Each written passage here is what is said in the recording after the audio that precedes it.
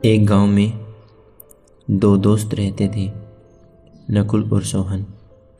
नकुल बहुत धार्मिक था और भगवान को बहुत मानता था, जबकि सोहन बहुत मेहनती था।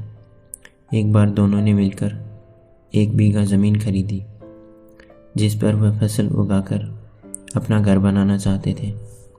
सोहन तो खेत में बहुत मेहनत करता, लेकिन नकुल कुछ काम नहीं करता था, बल्कि मंदिर में जाकर भगवान से अच्छी फसल के लिए प्रार्थना करता था।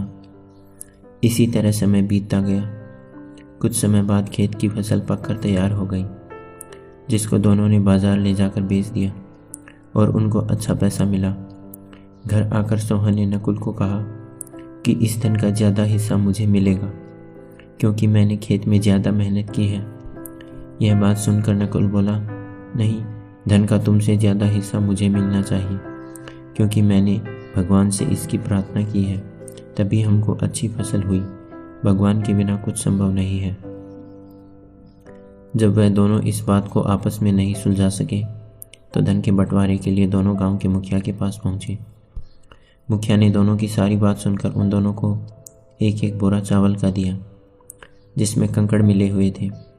मुखिया ने कहा कि कल सुबह तक तुम दोनों को इसमें से चावल और कंकड़ अलग करके लाने हैं, तब मैं निर्णय करूंगा कि इस धन का ज़्यादा हिस्सा किसको मिलना चाहिए। दोनों चावल की बोरी लेकर अपने घर चले गए। सोहन ने रात भर जाकर चावल और कंकड़ को अलग कर दिया, लेकिन नकुल चावल की बोरी को लेकर मंदिर में गया और भगवान से चावल में से कंकड़ अलग करने की प्रार्थना की।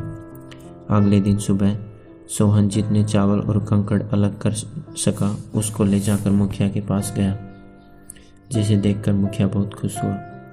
नकुल वैसी की वैसी बोरी को ले जाकर मुखिया के पास गया। मुखिया ने नकुल को कहा कि दिखाओ तुमने कितने चावल साफ किए हैं। नकुल ने कहा कि मुझे भगवान पर पूरा भरोसा है कि सारे चावल साफ हो गए होंगे। जब बोरी को खोला गया तो चावल और कंकड़ वैसे के वैसे ही थे। जमींदार ने नकुल को समझाया कि भगवान भी तभी सहायता करते हैं जब तुम खुद मेहनत करते हो। जमींदार ने धन का ज़्यादा हिस्सा सोहन को दे दिया। इसके बाद नकुल भी सोहन की तरह खेत में मेहनत करने लगा और अब की बार उनकी फसल पहले से भी ज़्यादा अच्छी हुई।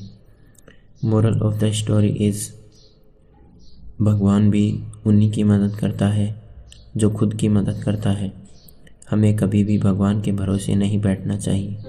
क्या पता भगवान हमारे भरोसे बैठा हो। हमें सफलता प्राप्त करने के लिए मेहनत करनी चाहिए। हर वक्त भगवान के भरोसे बैठना ठीक नहीं। ये बात कुछ वैसी ही है कि हम हमारा काम किसी और के भरोसे छोड़ दें, सिर्फ इसी आस में कि वो ही हमारा काम कर देगा।